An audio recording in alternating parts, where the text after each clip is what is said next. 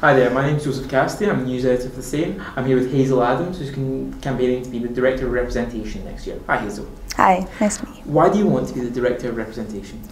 I feel like the St Andrews students need someone that's going to go above and beyond in terms of giving them a voice. I feel like there's a lot of issues that aren't regularly addressed, that are prolonged issues that kind of sink into the background. People are upset about them, but because nothing's ever done, they feel like there's not much point in bringing them to the table to discuss.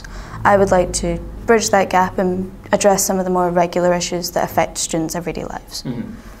What experience do you have that would prepare you? Because obviously the Director of Representation is a fairly big job. Yeah. It manages a huge amount of activities and different initiatives. So what experience do you feel prepares you for that?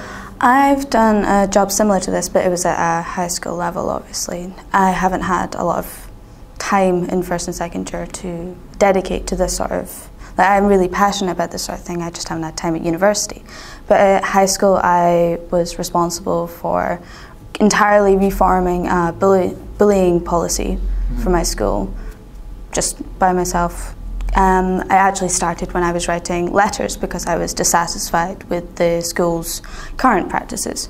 I witnessed too many things that were just going unnoticed because people didn't feel like they could speak up. And I decided to do something about it after 3 years there.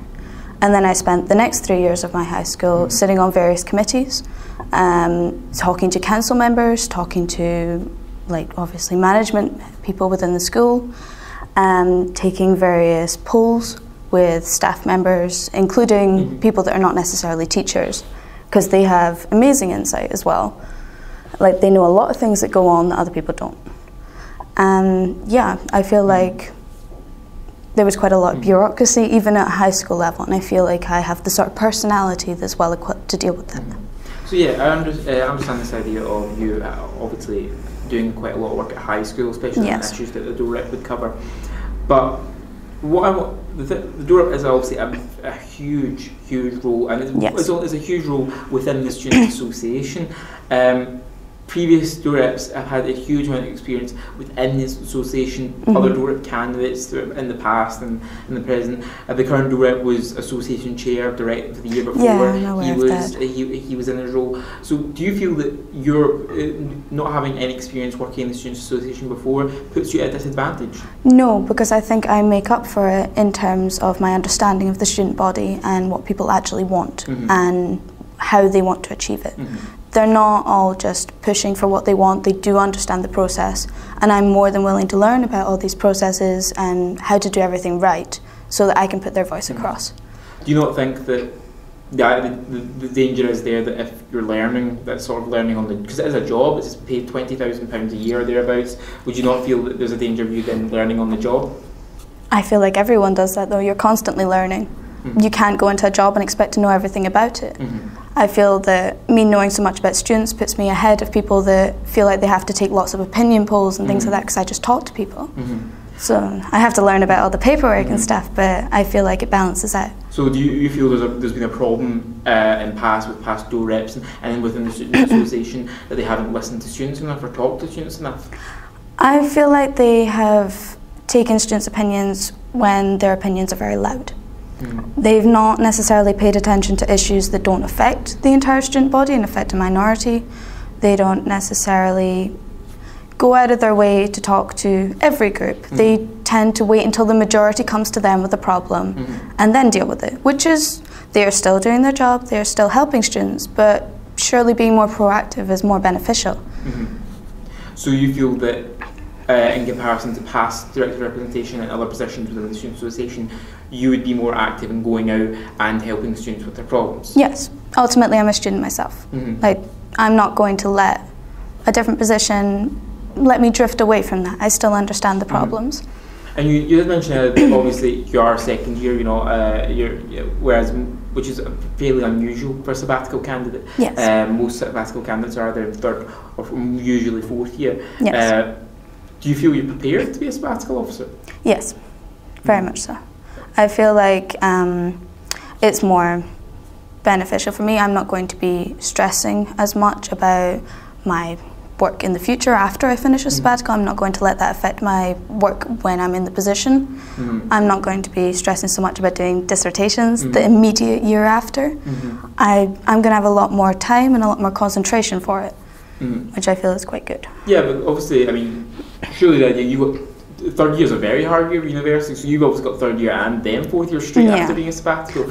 So it's a very different learning style though. I feel like it's a lot harder to come out for a year from that learning style and go back to it than it is to do the change anyway. You're changing from second year to third year. It's better to do it in that gap than do it later when you have to readjust. Yeah. So another thing, obviously we spoke about the idea that you believe that your lack of sort of experience within the union is not necessarily a disadvantage. No. But one of the things I was wondering is, obviously working within the union is has certain processes, it has certain certain ways to do things. Do you feel like, and obviously to get initiatives up and running and to get things implemented, you need to know who to speak to, you need to know who to go to, you need to know how to run things. Do you feel you'd be able to do that? Do you feel like you'd be able to know who you can go to get an initiative running? Yeah, I feel like I could. People are quite open about what they're responsible with. Typically people in those roles are quite vocal about what they're doing and what they want to do. So by gauging what they're already doing, I would know who to speak to about it and potentially go to different people and maybe have a different perspective on something.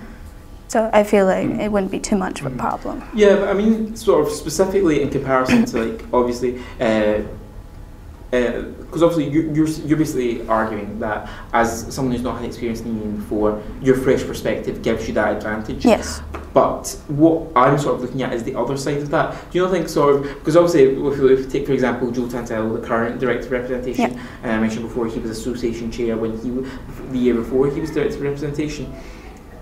But in that role, he was able to gain experience of working already within the union and knowing how it works, knowing how to get things implemented. And do you not think you'll be put at a disadvantage compared to other people and other candidates who might, have more experience of getting things done within the union? It might come across that way. Like I know a lot of the candidates this year have run before, are very familiar with the process, or have been in similar roles. But I feel like that doesn't necessarily play in terms of coming up with fresh ideas. It makes you more stuck in the rhythm of things. It makes you more stuck in the system of the way things are already done. Surely a new person with a new perspective would be more beneficial, even if they have to learn all these processes. And I have full respect for the process the union has to go through. Of course, they're completely reasonable. But when you've been in them already, it's a lot harder to come up with things that might not necessarily fit directly into it. So you think possibly candidates like Jack Carr, who's also running for the position, who ran last year and served as President of School of History, you think the fact that he has this experience might put him at a disadvantage because he's stuck in the rhythm, like you said? I wouldn't say it was a disadvantage. It's just they balance out. He has advantages from having experience with this role. I feel like I have advantages from not having it and from being slightly more outside. Neither are a disadvantage. I feel like they're just different. If you'd been Director of Representation this year, what would you think you would have been done better within the union? I feel there would have been a lot more communication. There has been a lot of things that have been notified to students a little bit late in terms of when they've been happening. Such as?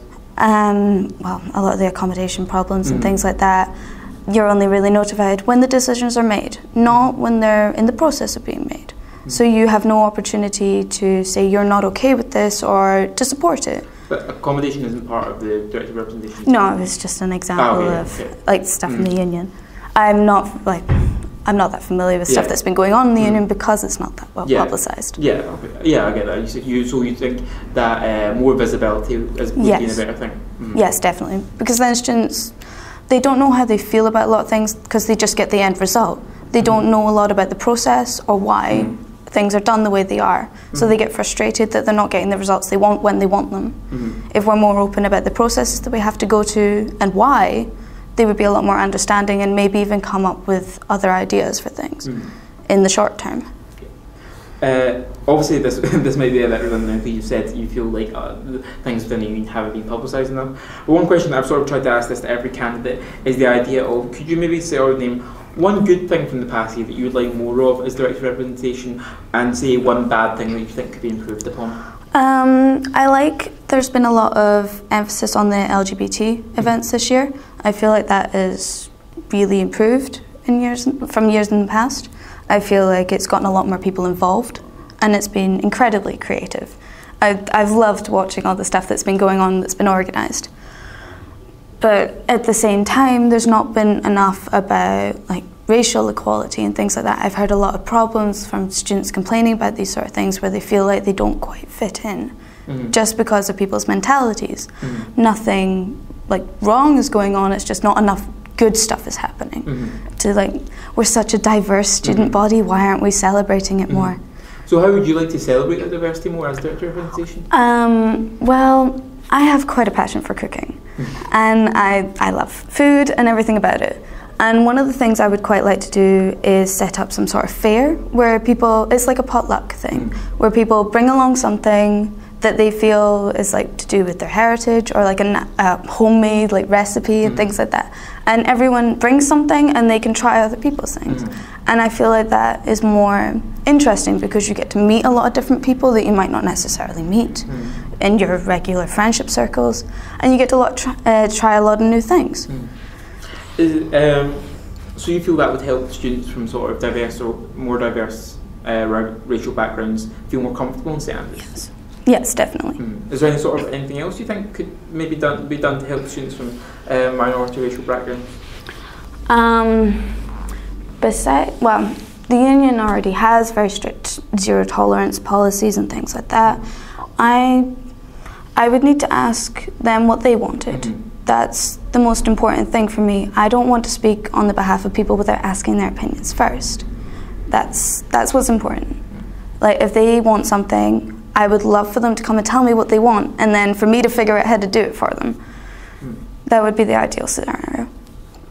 What do you feel sets you apart from not just other candidates in the current race, but other candidates for DOREP in the past, or other students in general, that makes you best suited to being director of representation? I feel like I am incredibly driven for this. I have such a passion for helping people, and I get so frustrated when I'm not in a position to do so. Like, I do absolutely everything I can to help people when I hear they're in need, but there's only so much you can do.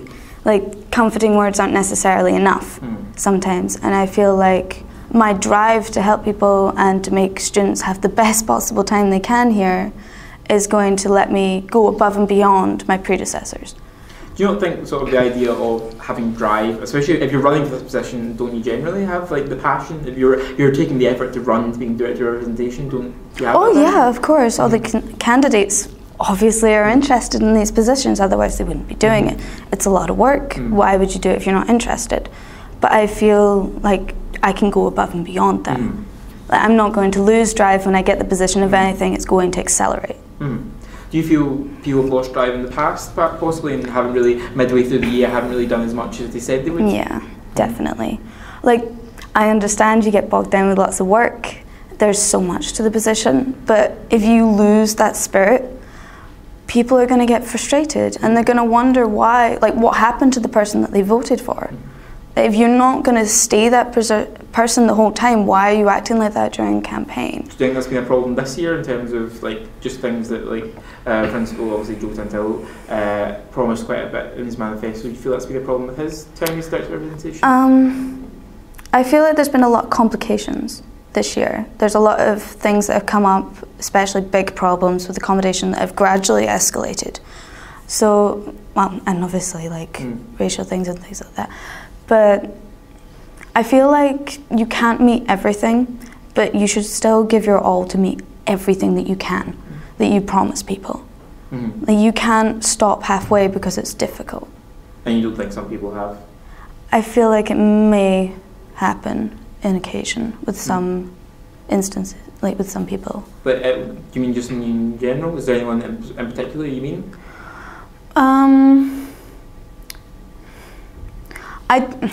I don't really want to target past sabbaticals and things like that. Like, of course, our current association president has done an amazing job. He's done a lot of things for representing students and etc. But at the same time, I feel like a lot of the times when he's called to step up for our student body, he falls a little short. And he doesn't quite give everything he could in terms of helping the students that he's supposed to represent. Do you mean, what kind of like situation do you feel like he hasn't?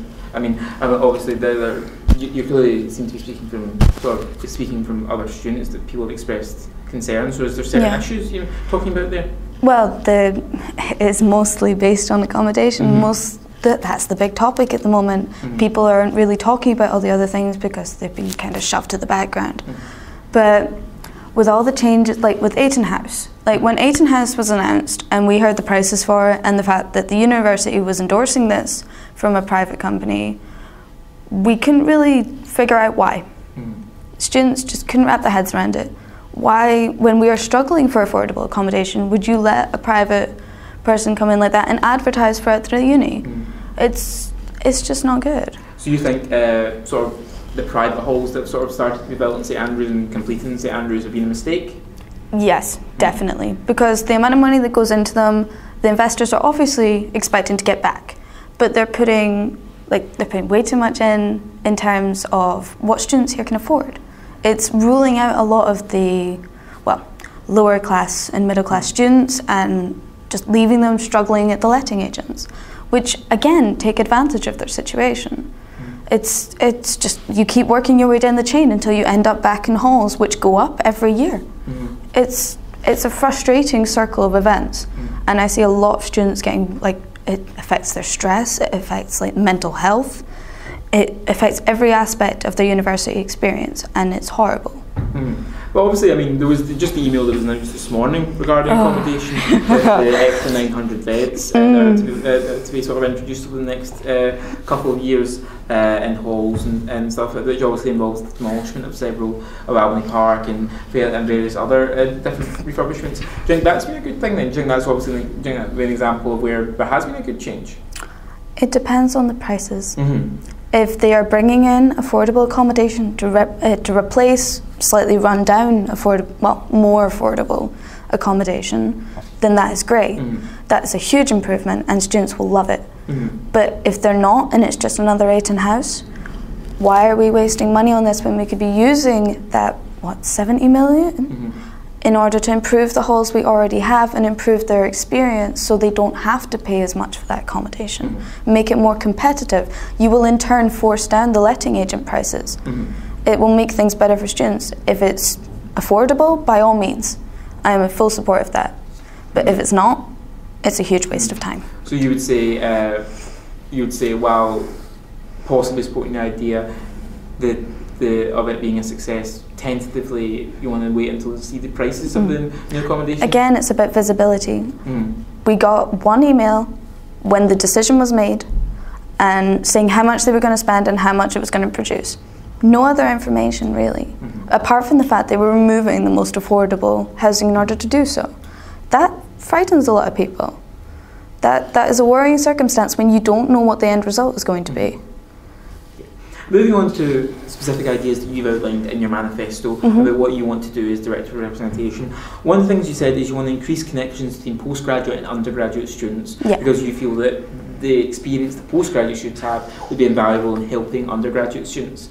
One of the things you cited would be postgraduate events where students could talk and communicate with undergraduates and between undergraduates and postgraduates. Are you going to give me any specific event ideas that you had? Well, I'm a biology student myself, and in my experience over the past 2 years, I've found that it's only ever undergraduates that go to the events for the undergraduate modules and things like that, of course.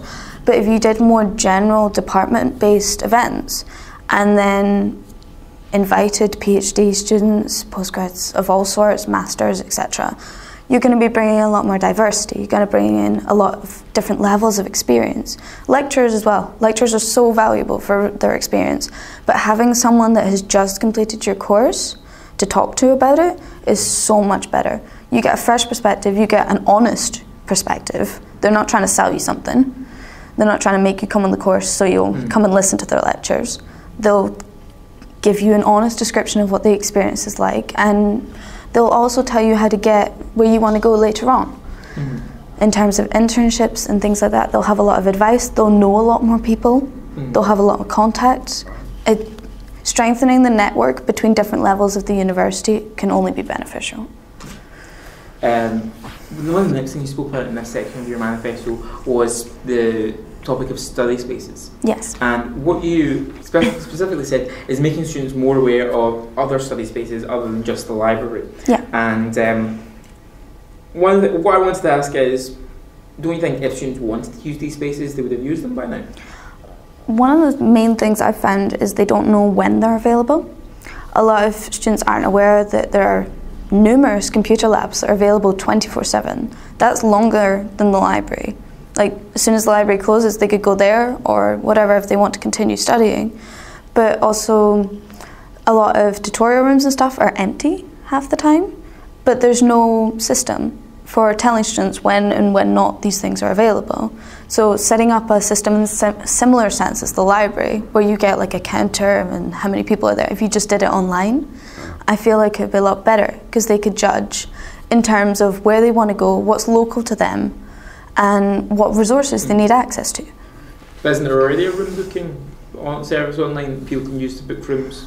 I was under the impression that it was only for the library and union rooms, not smaller buildings. So I'm just talking about expanding. You would like to expand that idea towards basically any empty room in the entire university? Not any empty room, just ones that are going to be of the most benefit. You don't want to expand too much and waste a lot of time and resources on it. But at the same time, it will help to alleviate a lot of the strain on the library and a lot of the demand for study space. One of the next things you spoke about in your manifesto, and obviously it's a huge issue for the Director of Recommendation, and also a huge issue in our society right now, is the topic of mental health. Yeah. One of the things you talk about is getting students more involved in Nightline. Yeah.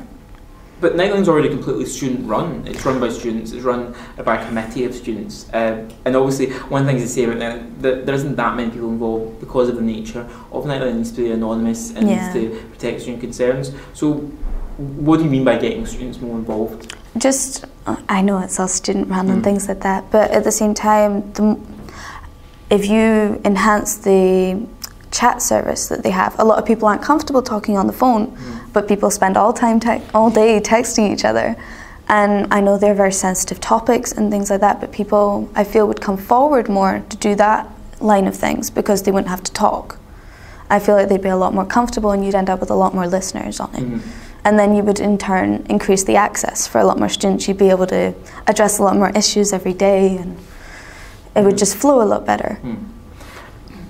When I was looking for your manifesto, that seems to be the only sort of specific idea for helping students with mental health difficulties, the idea of expanding Nightline a bit. Is there any sort of other specific things you'd want to do to help students who are struggling with mental health issues right now? Well, mostly it comes down, it's different for everyone. Some people feel the need to talk to others, some want to deal with it themselves. It depends on a specific situation, so it's very hard to come up with general plans to deal with everything. So I feel like it would be a lot better to have students themselves come up with these ideas. I don't want to come up with these ideas and try and push them, and then not everyone is comfortable with it. The entire point of coming up with mental health services is that anybody can use them, and they need to have varying levels of involvement. Like, you can't just have, like, the chat and then the talking on the phone are very different, but they play into people's comfort zones. Like, some people are not as comfortable typing out things, some people are not as comfortable on the phone. So I would want to leave that up to the students that are actually affected by it most. So you don't really want to give any sort of specific ideas, you want to leave up to students to review? Well, ultimately it's for their benefit. I don't want to just come up with things for them when they know how to help, like what they want and what they want to help them. But even from speaking with students, because you've emphasised quite a lot that you feel you'd be better as director of representation because you speak to students a lot and you're coming from the student body and you have a lot more direct contact. So don't you feel that you have a better knowledge to give these specific ideas? Yeah, of course. But at the same time, most of the things I hear about, especially in relation to mental health, are people's situations, not necessarily what they want to do about them. It's just they want someone to talk to about their situation and a way to express their difficulties, which is why I think Nightline is one of the best things to focus on. And then from there, you can build up on what students feel would help them next. One of the other things you spoke about in your manifesto was the topic of the, obviously it's actually a big debate in society right now, the tax that is placed, or rather the fact that feminine hygiene products are classified as luxury items rather and therefore receive VAT, which many people have said is unfair. You've said that, and you've cited examples in some halls of people of halls giving them away for free, and you say you want the union to do this. Now there's been a huge amount of efforts in the past year in the union, and that was just to sell them at a reduced price to get a subsidy on them. So how do you think you'll be able to get them to give the union out, to give them out for free? Where do you think the money will come from? I don't know anything about the budgeting for the union and such. Like, those are not things that are well publicised. But it's something I would like to look into. As like I said, I would like to look into it. Not that I'm going to promise it, but it's such a big issue. And if you're providing sexual health like products, why can't you provide female hygiene products as well? Like, they're a lot more necessary. As much as I support the sexual health stuff that the university does, I think it's amazing, and they go above and beyond what they need to. At the same time, we can't just cater to one thing and leave an entire, like, half of your student body unprovided for. It's just not fair. You also, in your and then moving on to the equal opportunity section that you outlined, you said that you would like to see the more advertisements for society events because students often don't hear about smaller events. I sort of had two questions about that. The first one was, what kind of small events and small societies do you mean, and how does that fall under the remit of equal opportunities? I feel like you have your big, like, societies that people know about, like mermaids and things like that, where they do all the publicity themselves. Everybody knows about them. But there's a lot of smaller societies that you see at the Freshers' Fair twice a year, and that's it. You don't hear any more about them. You don't know what's going on. You get 5 minutes to talk to them at a stall, roughly, like however long you want to spend talking to them, to know everything about them. It's not possible. So it would be nice to have some sort of advertisement, like, scheme for getting people more involved in these societies, which would in turn help them increase in size if people are interested. You went on to say that you would like to see the inclusion of commuter and part-time students more so. How would you do this? Well, I was talking in my manifesto about something that very recently was brought to my attention, but there used to be a study space specifically for them, and so that they had regular access to everything that they needed, which then was not maintained. It wasn't checked on for a very long period of time, and it just fell into disrepair. And because nobody spoke up about it at the time, nothing was done. I don't even know the location. Like, where did you do this? From a postgraduate student. And how was it specifically for commuters or part-time students? I'm not sure myself. It's just an area that I want to get more information on. Just sort of before we move on from the equal opportunities, but because that's obviously a very big part of what the DOREP does. You mentioned advertising small societies and inclusion of commuter part-time students. Is there anything else you feel you would want to do in the realm of equal opportunities as director representation? Well, obviously all the racial events and stuff like that would be tied into it. I feel like a lot of the aspects of director representation are very much linked together. So it's difficult to figure out where exactly they fit in terms of separating them into these categories. And I feel like you lose a lot of things from separating them as well. You lose a lot of the subliminal meanings behind them and things like that. But yeah, I would definitely want to create more racial equality events and things like that to make students feel more included. Moving on to the issue of democracy in your manifesto that you put down. One of the things you say is you wanted to find other platforms for campaigns, and especially during election time. Yeah. What other kind of platforms did you have in mind? Well, it's difficult to work out. It depends on what people would be interested in taking part in, what's going to be the most efficient in terms of reaching students. But I feel like students just standing outside the library handing leaflets to people is not the most efficient way to do this. I feel like there's a lot more exciting ways to get people involved. Like you could do events about it, or I know we do all the hall visits and stuff, but why aren't we doing like event nights in hall as well? Like not necessarily for us to join in, but just to spread information, because we can't be everywhere at once, obviously. But I see how annoyed people get at candidates just standing at the library. Like that is their personal study space. Like I know it's where most of the students spend their time. I know it's where it's easiest to get to talk to people, but a lot of people don't want to be spoken to there. I mean, you're talking about the other platforms and the idea of events nights and halls, but like, I mean, obviously, election week is only a week long. There's only, you know, five or 6 days, and amongst that, you have a question time, you have a debate, you have general hustings, and so on top of that, combined with, you know, the hall visits that already take place, is there enough time to implement these other platforms that you'd like to see? Possibly not. I don't know.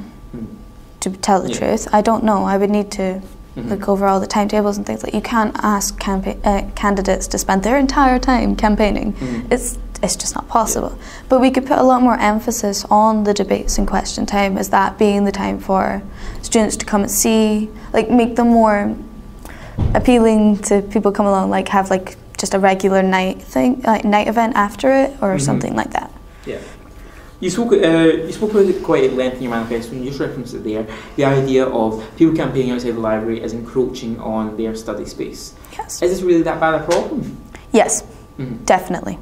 I feel like it's turning a lot of people away from the elections. I feel like it's discouraging a lot of students from voting. I know we have such a high vote turnout, but if we stop annoying our students and making them dislike candidates for no reason other than we're trying to talk to them, I feel like our turnout could be even higher. But isn't that just part of campaigning? People, like, sometimes you're going to have to annoy people because you need to talk to them, you need to try and put yourself out there, you need to introduce yourself to people. Yes, of course you need to put yourself out there. But when someone's hurrying past you with books and things like that, and they don't even make eye contact. They don't want to be like bothered by you at all. They know we're there. They know they want to get past us. Leave them be. Why annoy people? But what about the idea of, you know, like a person could be rushing past with books. They could, you know, have a very busy day, but someone hands them a leaflet. They've never heard of this candidate before. They decide to take it despite being annoyed. They get inside and read over that candidate's points and decide, okay, I'm going to support that. I might have been annoyed at this person approaching me, but I like their ideas. I'm going to vote for this person. Oh yeah, of course it can. Doesn't that prove that the idea of campaigning outside the library is a good thing, even if people might be a bit annoyed? Campaigning outside the library is not necessarily bad, but there's too much emphasis on it. It's the #1 place for it. I feel like spreading events out a little bit makes students feel less closed in. Like, I know that students go out the other direction to avoid campaigners during election week. That's not the sort of atmosphere we want to create. It makes the elections look bad. It makes the candidates not feel very good about themselves because they don't think anyone wants to talk to them about their stuff, and they feel like they're annoying people. It's just a difficult situation that needs some work. But again, sort of the idea of, I mean, we have Facebook where people have their own Facebook pages and they campaign. People campaign over the internet. People campaign through the set up events. But when you're actually campaigning outside, you need to be in a place where students are congregating, where students are walking by quite often. Yeah, of course. What are the places there other than the library for that? The Union, for a start. But like that would only be at night, really, when people are like. Yes, of course, it would be a different scenario. But I feel like the library situation could be improved by candidates drawing students in, not chasing after them. How would they do that? Well, I myself am planning on having food stalls and things like that. Everybody likes a cupcake. So that I've spoken to a lot of people online about like ideas and things like that, and basically giving them something to bring them in, to make them want to talk to you, is a lot more beneficial than just talking at them. Yeah. So you're saying, as DOREP, would you like to sort of maybe look at changing the elections rules to introduce harsher regulation on camping outside the library? No, I wouldn't want to change the rules because I think the rules are very well developed as they already are. But I would like to put emphasis on candidates being more respectful of their peers and their time. We're all students. We all know how stressful university can be and how precious our time is. Why do we suddenly forget that during election week? Sort of just moving on to sort of a summary idea. Okay. What would you like your legacy as Director of Representation to be? I would definitely like to see a major improvement in terms of mental health awareness. I would, if there was one thing that I could leave behind after doing this, assuming I get it, it would be a major improvement for that. A lot of just further developing the systems that are already in place so students feel like they can reach out. Because ultimately, student health is more important than the events and things like that. Like, if our students aren't happy and healthy and enjoying their time here, what is the point? So, as a final question, could you maybe give me sort of a short statement on why people should vote for you to be the next Director of Representation? I feel like I would be the best candidate for Director of Representation simply because I know the students. I know what they want, I know why they want it. More importantly, students can shout all they want about what they want to happen, but if you're not giving the reasons behind it, how can anyone see it from their perspective? You don't know what it feels like to be like a low-income student struggling to find accommodation if you're not in that position. Unfortunately, I feel like I have seen a lot of this firsthand. I feel like I can sympathise with a lot of the situations that students feel that they're in, and ultimately I feel like I will be a much stronger and equal voice for them. Thanks for speaking to us, Hazel, and thanks for everyone for watching. Make sure to check out the rest of our interviews on the same website or online at our YouTube channel. In terms of things that I would do myself, there are some really big projects, like the extenuating circumstances one would be a huge one, but equally I have the passion to carry it out. And I mean, I'm sitting here a year after the last election saying that I still care about these issues. I think if anything, no one can criticise my commitment. So yeah, no, I have no doubt that as much as there's a lot of proposals there, they're all achievable within the course of a year.